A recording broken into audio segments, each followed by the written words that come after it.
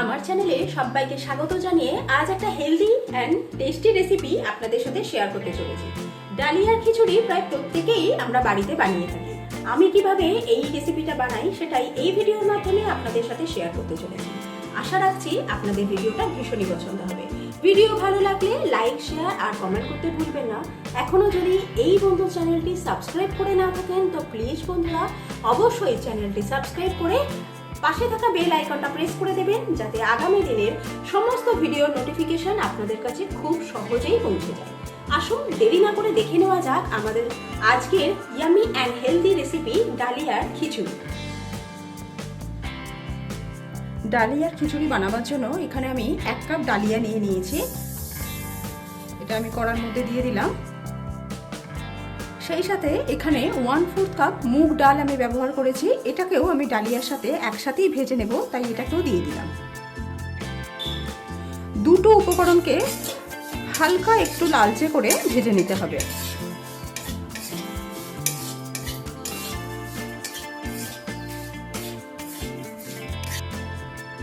হালকা লালচে করে ভেজে নেওয়া হয়ে গেলে আমি একটা বড় পাত্রের মধ্যে বেশ কিছুটা পরিমাণ জল নিয়ে নিয়েছি। এই জলের মধ্যে আমি মুগ ডাল আর ডালিয়াটাকে দিয়ে দেব।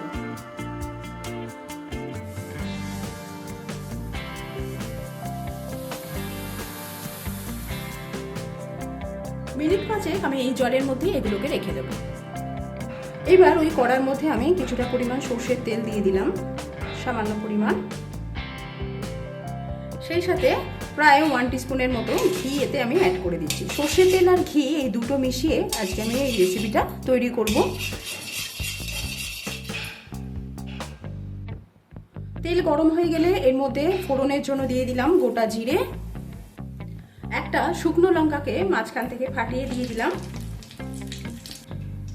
এখানে একটা গোটা তেজপাতা নিয়েছি, তেজপাতাটাকেও আমি টুকরো করে এই তেলের মধ্যে দিয়ে দিচ্ছি।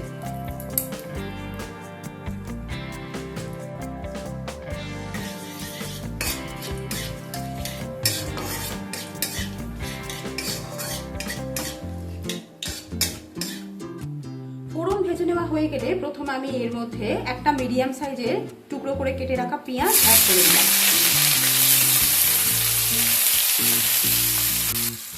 হালকা একটু ফ্রাই করে নেব পেঁয়াজটাকে।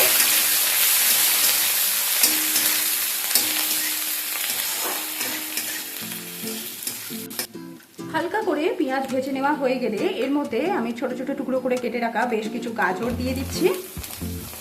আর সেই সাথে কিছু একই রকম মাপ করে, প্রায় গাজরের মতো করে আমি মাপ করে কেটে রাখা কিছু আলু দিয়ে দিলাম। এখানে কিছু ক্যাপসিকাম নিয়েছি, এটাকে আমি একটু পরে অ্যাড করব।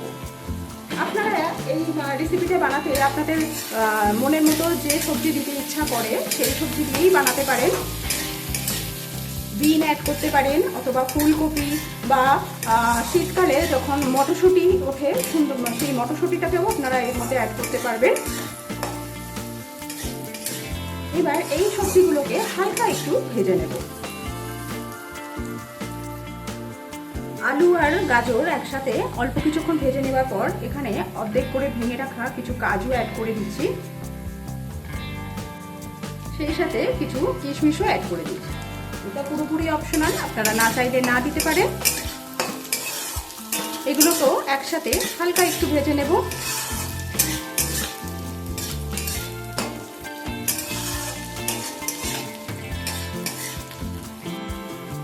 কাজু কিশমিশটা ভেজে নেওয়া হয়ে গেলে এর মধ্যে কিউব করে কেটে রাখা ক্যাপসিকাম অ্যাড করে দিলাম।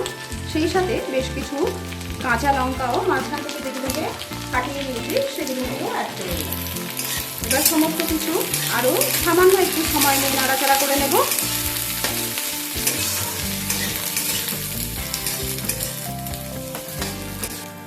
সামান্য সময় ধরে সমস্ত কিছু ভেজে নেওয়ার পর এর মধ্যে আমি 1 টেবিল স্পুন গ্রেটেড আদা অ্যাড করে দিলাম।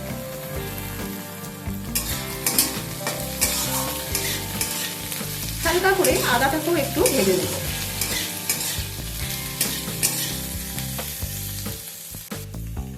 এবার এর মধ্যে আমি ভেজে তুলে রাখা ডালিয়া আর মুগ ডালটাকে অ্যাড করে দেবো।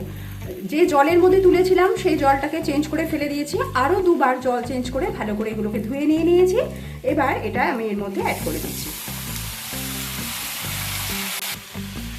থেকে 1.5 মিনিট সময় নিয়ে সমস্ত উপকরণ একসাথে আরও একবার একটু নাড়াচাড়া করে নেব।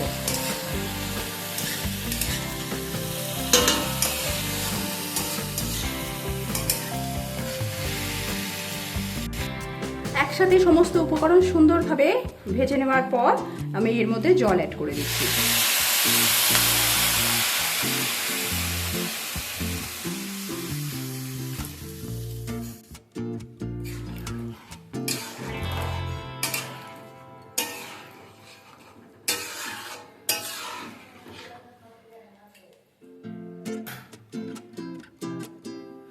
এবার অ্যাড করে দিচ্ছি পরিমাণ মতো নুন, দিয়ে দেব হলুদ, সেই সাথে সামান্য পরিমাণ গুঁড়ো লঙ্কাও অ্যাড করে দিলাম। এবার এর মধ্যে আমি 1 টিস্পুন গরম মশলা দিয়ে দিচ্ছি। এখানে আর কোনো গুঁড়ো মশলার ব্যবহার আমি করব না। একবার সমস্ত কিছু ভালোভাবে মিশিয়ে নেব।